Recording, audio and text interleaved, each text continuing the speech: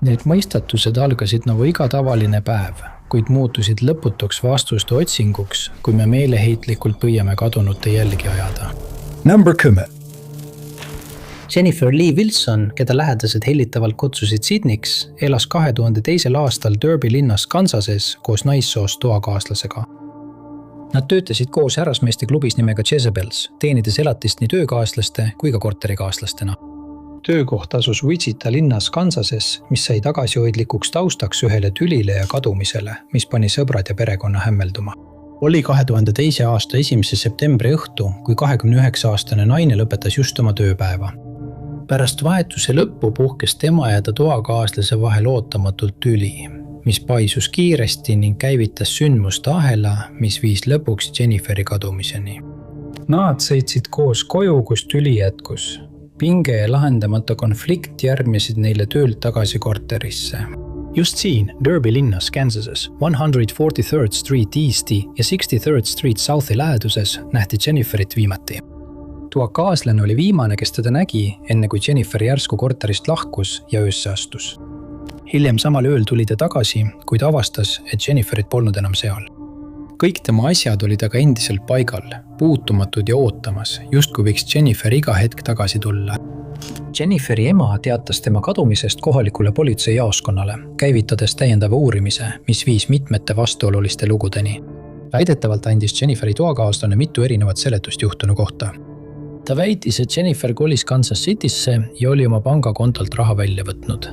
Ka Sydney kohta ilmus välja 2 erinevat lugu. Ühtegi neist väidetest ei suutnud uurijad kinnitada.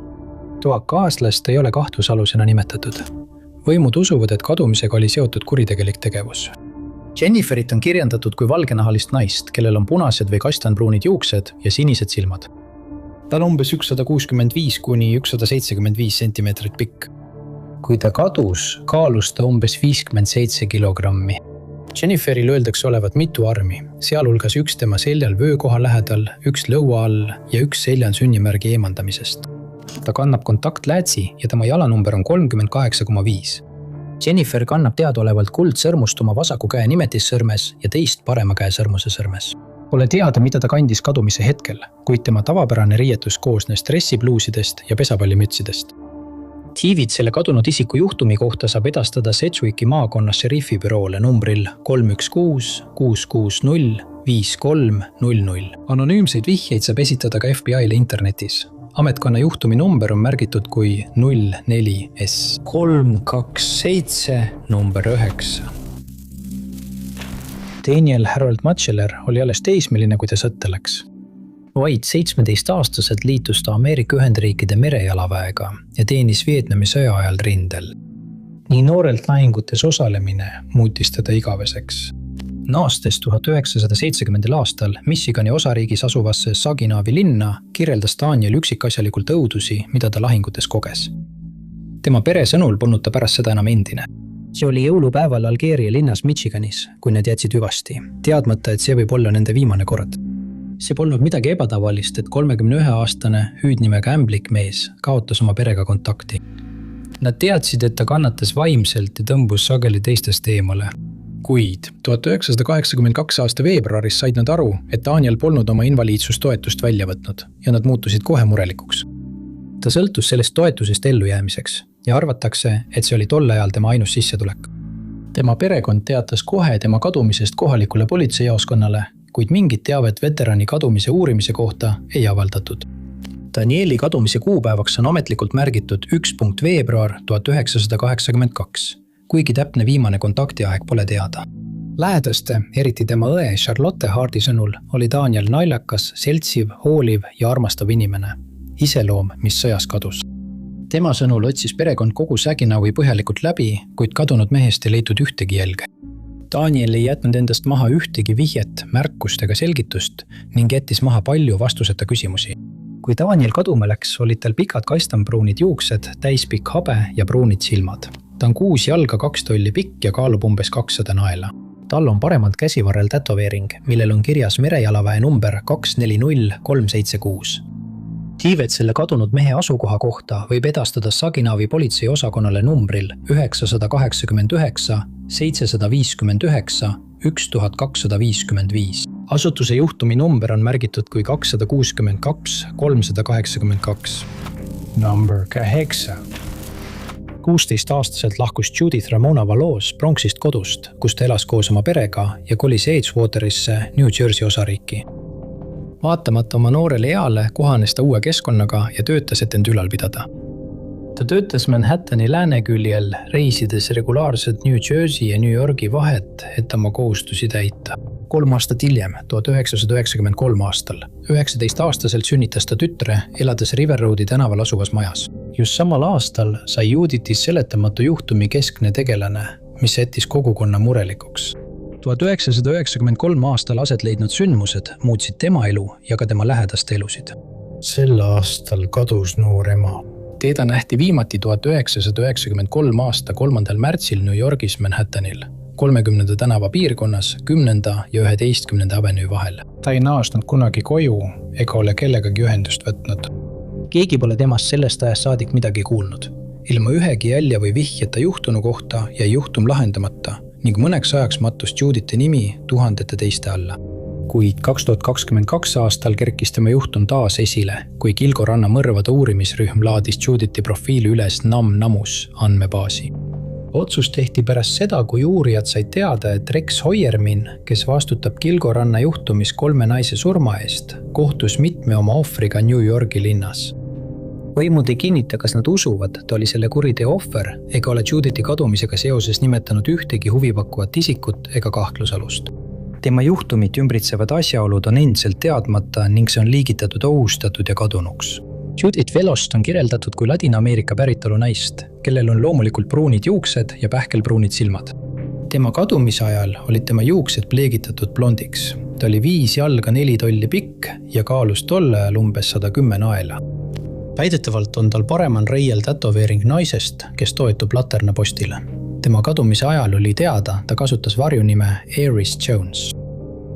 Judith oleks sel aastal 52 aastane. Lähedased on loonud Facebooki grupi nimega Mäletades Judith Ramona Vallos, kuhu postitatakse kadunud naise kohta uuendusi ja teavet. Kirjelduses on teda kirjeldatud kui armastavat õde ja ema, keda iseloomustas tema armastus oma perekonna vastu. Ta poleks kunagi lihtsalt nende ega oma väga armastatud tütre juurest lahkunud. Uurijad julgustavad kõiki, kellel on selle juhtumi kohta teavet, võtma ühendust New Yorgi osariigi politsei Troop L peakorteriga numbril 631 756 3300. Judithi ja mehed on nüüd lisatud Doe Networki. Number 7. Tema lähedaste sõnul oli Bruce Maxwillow väga hoolikas oma riietuse ja välimuse suhtes. Ta tahtis alati parim välja näha ja jätta õige mulje, hoolitsedes selle eest, et avalikes kohtades korralikult esineda. Tal on kogemusi nii koka kui ka baarmenina, mis võimaldab tal kohtuda paljude erinevate inimestega. Vabal ajal nauditi aeg-ajalt bingot, millest on saanud tema regulaarne ajaviide. Bruce ei püsinud kunagi liiga kaua ühes kohas, eelistades elustiili, mis võimaldas tal liikuda ja avastada uusi paiku. Ta kolis sageli, liikudes Ameerika Ühendriikide ja Kanada vahet, luues teel palju sõpru ja hoides sidemeid kõikjal, kuhu ta läks. Selline eluviis sobis Bruce'i iseloomuga, kuna ta hindas uute inimestega kohtumist ja erinevate kogukondade avastamist. Iga kolimine tähendas, et mõned sõbrad jäid maha, kuid ta oli alati avatud uutele kogemustele ja sõprussuhetele. Ükskõik kuhu Bruce ka ei läinud, ta hoidis alati ühendust. See kestis kuni 1991 aasta 5 veebruarini.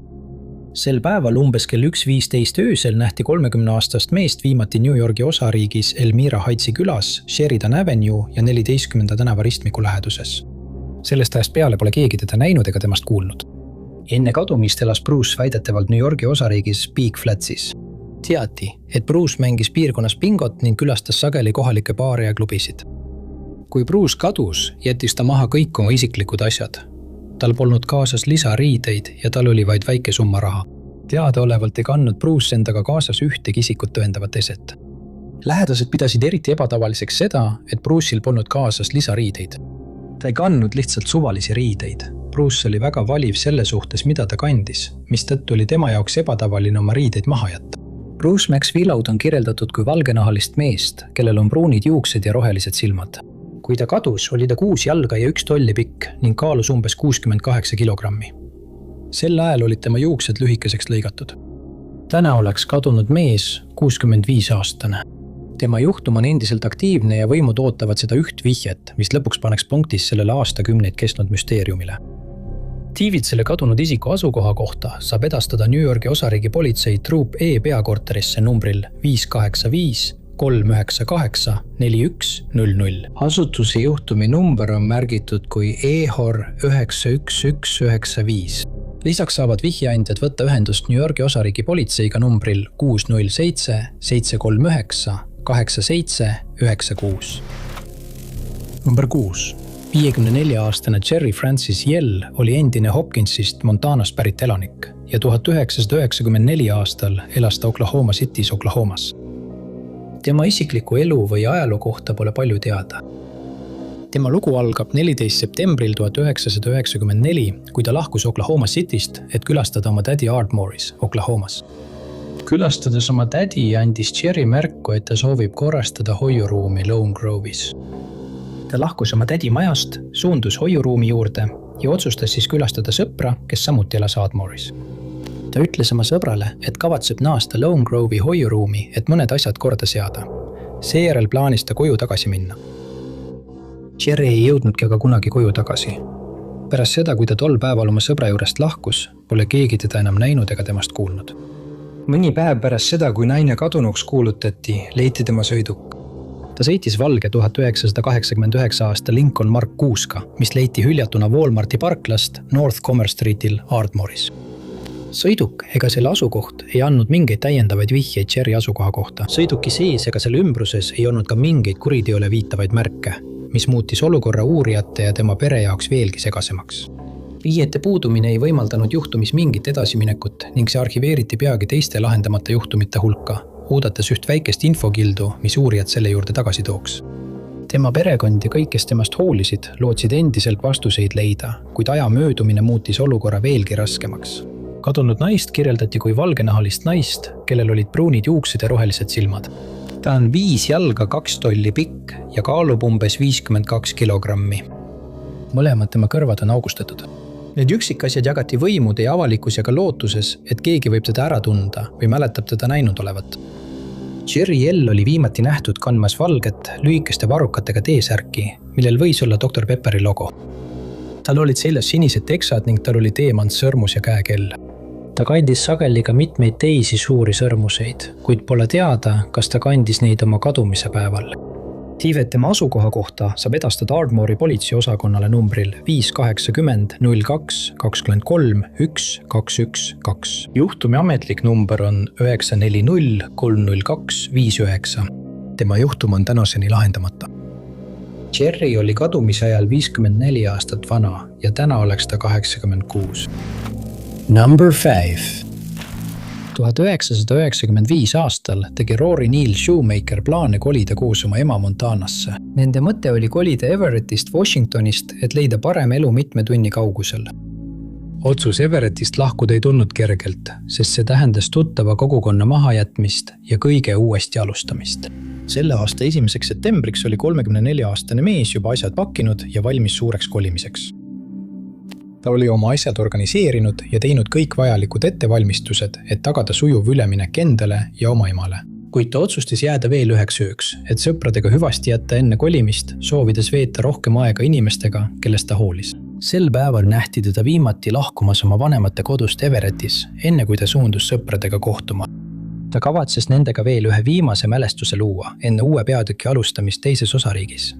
Kuid see öö jäi viimaseks korraks, kui keegi teda nägi. Nad olid kõik kokku leppinud kohtuda Red Bridge Campgroundis, mis asub Granite Fallsi idaküljel Mount Baker Snoqualmie National Forestis. Ta istus oma valgesse 2-ukselisse 1979 Datsun 210-sse, mille Washingtoni numbrimärk oli 205 AKX. Sõidukil oli mõningaid kahjustusi, sealhulgas mõlk vasakus esipaneelis ja ämblikuvõrgu kujuline pragu esiklaasis. Ühel istmel oli mustvalge ruuduline muster. Ükshaaval saabusid tema sõbrad, kuid päeva lõpuks oli grupp ühest inimesest puudu. Rory ei olnud laagriplatsile ilmunud ja keegi pole temast sellest ajast peale midagi kuulnud ega näinud. Ei Roryt ega tema Datsunit pole kunagi leitud. Lähedaste sõnul pole tal omane ilma ette teatamata kaduda. Isegi kui ta läks pikematele reisidele, leidis ta alati viisi, kuidas oma perega ühendust võtta. Rorit on kirjeldatud kui valgenahalist meest, kellel on pruunid juuksed ja rohelised silmad. Ta on 5 jalga ja 8 tolli pikk ning kaalub umbes 240 naela. Väidetavalt nähti teda viimati kandmas lühikeste varrukatega halli särki, siniseid teksaseid, musti tenniseid ja punast pesapallimütsi. Teevet tema asukoha või kadumisega seotud asjaolude kohta saab edastada Snohomishi maakonna šerifi büroole numbril 4253 83 83 9. Asutuse juhtumi number on märgitud kui 951 5757. Number 4. 1998. Aastal elas Whitney Patrice Reddick koos toakaaslasega Stone Mountainis, Georgias. Sel ajal töötas ta kontoriabilise ametikohal Harry Normal Realtorsis Buckheadis. Ta unistas näitlejaks saamisest. Lähedased kirjeldavad teda kui väga usaldusväärset ja vastutustundlikku inimest, kes ei oleks kunagi lahkunud ette hoiatamata. Ometi just see juhtus 1998 aasta aprilli lõpus. 19. aprillil oli 26-aastane naine oma autoga sõitmas, kui sattus raskesse liiklusõnnetusse, mille tagajärjel tema sõiduk jäi parandamatult katki. Kiraabi saabus sündmuskohale, kuid Whitney keeldus arstiabist. Arvatakse siiski, et ta võis saada peavigastuse.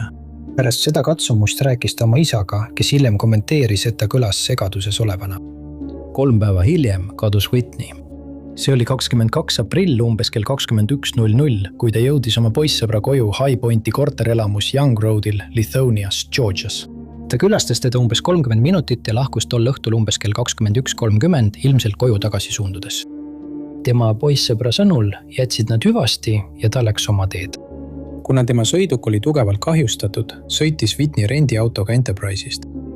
See oli lavendililla hall 1997 aasta 4-ukseline Geoprism, Georgia numbrimärgiga 345 HZE. Järgnenud päevadel ei ilmunud noor naine tööle ega võtnud oma perega ühendust. See ootamatu suhtluse puudumine ei olnud talle omane, sest Whitney oli tuntud kui väga usaldusväärne ja vastutustundlik inimene, kes hoidis alati oma lähedastega ühendust ega jätnud kunagi tööd vahele ilma selgituseta. Whitney kuulutati ametlikult kadunuks ja sellest teatati kohalikule politseijaoskonnale, mis peale alustati kohe uurimist. Võimud alustasid kohe otsinguid, võttes ütlusi Whitney lähedastelt ja püüdes kokku panna tema viimaseid teadaolevaid liikumisi. Uurimise käigus said võimud teada, et Whitney oli vaid mõni päev varem sattunud autoõnnetusse, keeldus meditsiinilisest abist ning tema isa arvas, et ta sai peavigastuse ja kõlas segaduses olevana. Võimud kartsid, et Whitney võis segadusse sattuda ja siseneda tähistamata aladele. Uurimise käigus ei leitud mingeid tõendeid kuriteo kohta. Juhtumis ei ole nimetatud ühtegi huvipakkuvat isikut ega kahtlusalust. Ei Whitneyt ega Geoprismit pole kunagi leitud. Teda kirjeldatakse kui afroameeriklannat mustade juuste ja pruunide silmadega. Ta on 5 jalga 2 tolli pikk ja kaalus kadumise ajal umbes 120 naela. Pole teada, mida ta kadumise ajal kandis. Teevet tema asukoha või kadumisega seotud asjaolude kohta saab edastada DeKalbi maakonna politseiosakonnale numbril 770724 7710. Uurijad otsivad ka teavet sõiduki kohta, millel on numbrimärk 345 HZE. Number 3.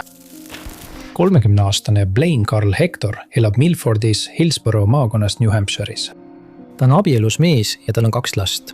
Tema vend, Wade Hector, oli New Hampshire'i rahvuskaardi spetsialist, kes sattus 1991 aastal Saudi Araabias surmaga lõppenud veoki õnnetusse. Pärast seda tragöödiat langes Blaine väidetavalt depressiooni ja jättis selle tõttu ülikooli pooleli.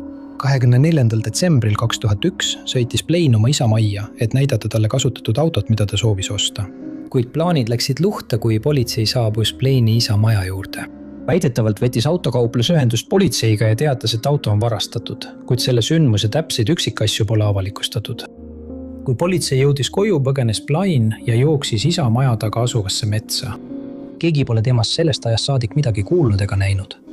Paljud uskusid, et ta tuleb järgmisel päeval jõuludeks pere juurde tagasi. Nad uskusid, et tema mitteilmumine oli tema jaoks ebatavaline. Järgmistel päevadel tegid kohalikud korrakaitsjad ja osariigi politsei kõik endast oleneva, et Blaine'i üles leida. See hõlmas ulatuslikke maapealseid otsinguid, koptereid ja K9 üksusi. Tema asukoha kohta täiendavaid vihjeid ei leitud. 3 aastat hiljem, 2004. aastal, suri Blaine'i isa. Ta ei saanud kunagi teada, mis tema pojaga juhtus.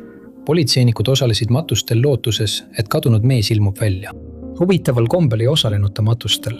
Tema pangakontol ega sotsiaalkindlustuse numbril pole olnud mingit tegevust, mis paneb tema perekonna arvama, et ta võib elada mõnes teises riigis, võimalik et Kanadas. Blaine'il on Sullivani maakonnas tema vahistamiseks välja antud order teadmata põhjustel. Võimud ei ole siiski kindlad, kas ta on arreteerimise vältimiseks varjunud. Tema naine lahutas temast mahajätmise tõttu. Blaine lahkus jalgsi metsa. Tal puudub transport ja tõenäoliselt sõltub ta liikumisel hääletamisest ja ühistranspordist.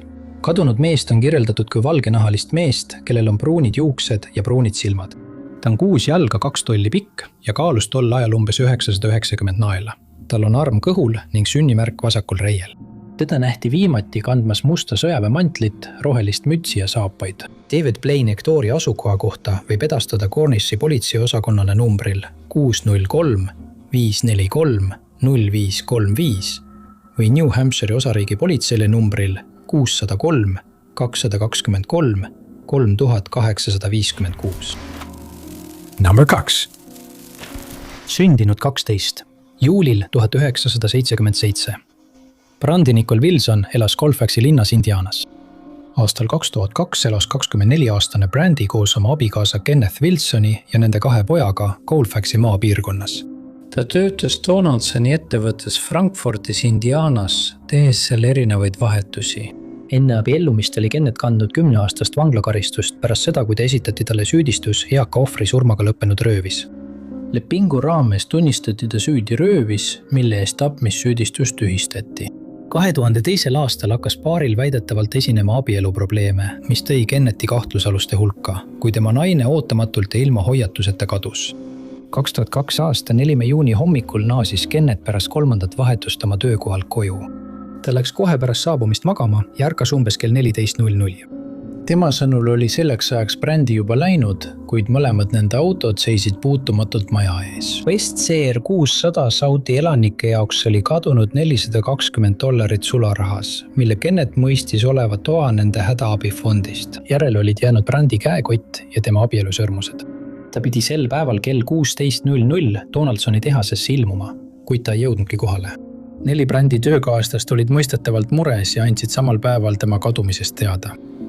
Väidetavalt oli kadunud naine oma töökaaslastele rääkinud, et tal ja tema abikaasal on abieluprobleemid ning kui temaga peaks midagi juhtuma, võib just tema mees selle taga olla. Kenneth ootas järgmise päevani enne, kui ta võimudega ühendust võttis ja kadumisest teatas. Ta selgitas, et võttis kõigepealt ühendust mõne Brandi sõbraga, et uurida, kas keegi neist teab, kus ta on. Brandi ema Pam usub kindlalt, et tema tütar ei kaoks kunagi vabatahtlikult. Ta ei jätaks oma lapsi vabatahtlikult maha. Selle ajal elasid mõlemad lapsed Kennethi vanemate juures, sel ajal kui paar oma probleeme lahendas. Murray, et kadumine ei olnud vabatahtlik, toetas ka see, et kadunud naine ei võtnud endaga midagi kaasa, ei riideid ega autot, mis jättis uurijad mõtlema, kuidas ta üldse lahkus. Ükski naaber ei näinud teda kellegagi autosse istumas ega ka piirkonnas ringi kõndimas. Detektiivid küsitlesid Kenneth ning tema sõpru ja töökaaslasi. Abikaasa ei suutnud anda ühtegi vihjet, mis aitaks uurimisel ja sõbrad arvasid, et ta ei lahkuks omal soovil, kuid nad ei osanud isegi aimata, mis temaga juhtuda võis. Üks neist väitis, et oli nädal varem koos Brandiga lõunat söönud ning märkis, et Brandi tundus söögikorra ajal närviline ja ärev. Alguses arvasid uurijad, et Brandi lahkus lihtsalt kodust ilma abikaasale ütlemata, kuid aja möödudes hakkasid nad kahtlustama, et tegemist võib olla kuriteoga. Nädalavahetuseks aitasid vabatahtlikud tuletõrjujad Clinton County šeriifi büroo abi šeriife kadunud naise otsingutel. Otsingud hõlmasid mitmeid Colfaxi piirkondi, kuid pingutused ei viinud justkui kuhugi. Piirkonna otsingutel kasutati soojuskaamerate või helikoptereid, kuid midagi ei leitud. Carrolli ja Tippecanoe maakonna sukeldujad veetsid mitu tundi Colfaxist väljaspool asuvas veekogus. Jällegi ei leitud midagi. Sõbrad ja perekond tegid otsimiskuulutusi, mida nad jagasid kogu Frankfurtis, lootuses, et keegi tunneta ära. Uurijad said mitmeid vihjeid inimestelt, kes uskusid, et olid näinud Brandit pärast tema kadunuks kuulutamist. Need vihjed olid aga ebamäärased ja raske oli neid kontrollida. Pam kommenteeris, et ta ei usu, et Kenneth oleks võimeline Brandit kahjustama, kuid teda muretses mehe kirev minevik ja see, kuidas see võis tema tütrega seotud sündmustes rolli mängida. Kennethit ei ole selles juhtumis huviisikuks ega kahtlusaluseks nimetatud. Brandi Wilsonit on kirjeldatud kui valgenahalist naist, kellel on pruunid juuksed ja pruunid silmad. Ta on 4 jalga ja 5 tolli pikk ning kaalub umbes 135 naela. Mõlemad tema kõrvad on augustatud ja tal on lill tätoveering rinna vasakul poolel. tal on kaelal tagaküljel ümmargune arm ja ta kannab aeg-ajalt prille. Brändi on tuntud nimega Damon. Täna oleks ta 48-aastane. Tema juhtum on endiselt lahendamata. Teavet selle kadunud isiku asukoha või kadumise asjaolude kohta saab edastada Clinton County Sheriffi büroole numbril 765 654 55 63 või Clinton County vihjeliinile numbril 765 656 TIPS. Asutuse juhtumi number on märgitud kui 0206 028 26. Number 1. Joyce Lee Kennedy, sündinud 28. märtsil 1933, töötas piletiagendina SeaTac lennujaamas Seattle'is, Washingtonis. Tema töökoht sai ootamatult ebatavalise kadumise taustaks, mis leidis aset 20. märtsil 1978. Sel päeval tegeles Joyce oma tavapäraste tööülesannetega, kuni tema vahetus hiljem hommikul lõppes. Ta lahkus oma vahetuse lõpust letist ja teda ei nähtud ega kuuldud enam kunagi. Sel päeval, kui Joyce kadus, pidi ta kohtuma oma endise abikaasa John Thomas O'Keefe teisega, kes oli talle rahavõlgu. Nende suhe oli lõppenud 2 aastat varem ja seda varjutasid perevägivalla süüdistused. Joyce oli palunud oma vennal Jack Sparksil tulla temaga kohtumisele kaasa, et teda toetada, kuid asjaolud ei võimaldanud tal temaga liituda. See jättis Joyce'i Johniga üksi kohtuma, mis tekitas tema perekonnas ja sõprades muret. Kui Joyce ei ilmunud oma järgmisele vahetusele ja keegi polnud temast midagi kuulnud, muutus mure kiiresti ärevuseks. Võimud sekkusid pärast seda, kui lennufirma teatas tema puudumisest. Tema kadumisega seotud ebakindlus jättis lähedased paljudele vastuseta küsimustele ning aja möödudes kasvasid spekulatsioonid. Kui 44-aastane naine ei ilmunud oma järgmisele töövahetusele, muutusid Pan American lennufirma ametnikud murelikuks ja teatasid tema kadumisest kohalikule politseile. 2 päeva hiljem leidsid tema juhtumiga tegelevad uurijad tema sõiduki. See oli hüljatud lennujaama külastajate parklas. Kõik uksed olid lahti. Tema käekott ja võtmed leiti esiistmelt ning polnud mingeid märke, et oleks toimunud võitlus. Kuid Joyce'ist polnud jälgegi. Sel päeval, kui ta kadus, pidi naine kohtuma mehega nimega John Thomas O'Keefe teine, keda enamik tundis kui Jacki. John oli Joyce'i endine abikaasa ja nende kohtumise põhjuseks oli see, et ta pidi talle tagasi maksma võla, mida ta oli võlgu. Paar oli abielus olnud 4 aastat, aastatel 1972 kuni 1976. Väidetavalt esines nende suhtes perevägivalda. Just selle tormilise mineviku tõttu kaasas Joyce korraldusse oma venna Jack Sparksi. Ta pidi pärast töövahetust saatma teda kohtumisele Joyce'i endise abikaasaga sel õhtul. Sparks polnud aga saadaval, mis sundis Joyce'i Johniga üksi kohtuma. Perekonnaliikmed ja sõbrad uskusid kindlalt, et tal oli kadumises oma roll, kuid uurijad ei leidnud ühtegi tõendit, mis teda sündmusega seoks. Teda ei nimetatud kunagi huvipakkuvaks isikuks ega kahtlusaluseks. Üks teooria viitab sellele, et John viis auto külastajate alale, et jätta mulje, nagu oleks Joyce siiski lahkunud. Siiski ei leidnud politseinikud ühtegi tõendit selle kohta, et ta oleks sel ajal sõidukis olnud või et keegi oleks seda liigutanud. Joyce Kennedy asukoht ja tema kadumisega seotud asjaolud on endiselt teadmata. Juhtumis kahtlustatakse kuritegu, kuid kedagi pole seoses kadumisega süüdistatud. Joyce'i on kirjeldatud kui Kaukaasia naist, kellel on punased juuksed ja sinised silmad. Ta on 5 jalga ja 3 tolli pikk ning kaalub umbes 135 naela. Teda nähti viimati oma töökohal, seljas beesid püksid või punane bluus, kuldsõrmus, millel on teemandid ja graveeritud sõna armastus. On teada, et ta kannab prille ja võib kasutada perekonnanime O'Keefe. Keeve Joyce Kennedy kadumise kohta saab edastada Seattle'i sadama politseiosakonnale numbril 206 787 540.